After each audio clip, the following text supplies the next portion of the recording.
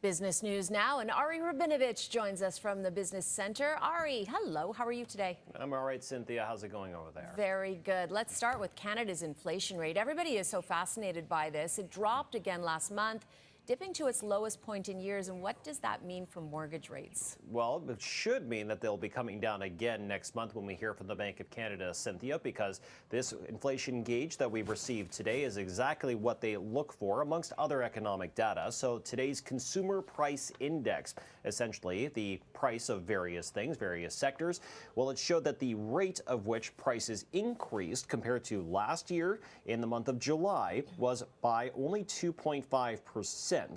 And that's down from 2.7% in June. It's a lot of numbers, I know, but basically what that means is that the rate at which prices are increasing is slowing down. And so much so that the Bank of Canada is growing more and more confident because this was what they were hoping for last month's reading. And next month, we'll hear from the Bank of Canada. Another interest rate cut is expected. In fact, their fight against inflation, Cynthia, is doing so well that another rate cut in October could be expected. So those with variable rate mortgages, for instance, their monthly costs will be going down by that much more, Cynthia. All right, Ari, good news for many who are struggling. Now, a 3-year study into the weight loss drug Zepbound is revealing some groundbreaking results.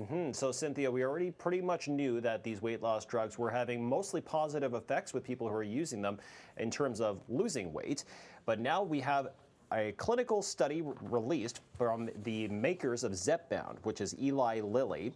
So they said that after a 3-year study, it was concluded that of the 1,000 participating patients with obesity who took Zepbound, the weight loss drug, it was a 94% probability that they were less likely to develop diabetes. So pretty much the book is out on that, Cynthia, in terms of its effectiveness at preventing diabetes in certain cases. And this was also the longest clinical study involving the drug to date.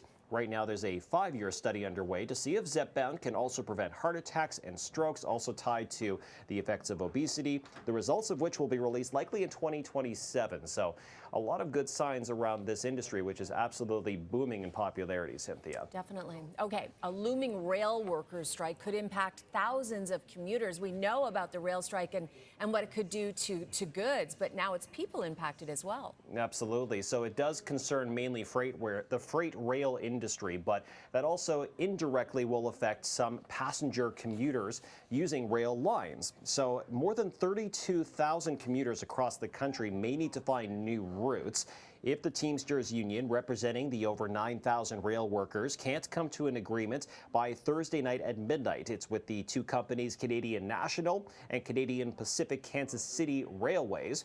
Many passenger routes use the same lines as the company's freight operations, and it includes the Hamilton Lakeshore GO line, the Milton Metrolinx, and other routes in the Montreal and Vancouver regions.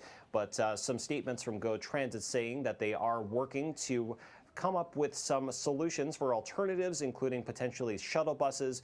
But we'll see what happens if that strike actually does happen on Thursday night, Cynthia. People might just want to start planning ahead in case their commute is going to be impacted. Okay, that's one to watch very closely. Thank you so much, Ari, for joining us. Thank you.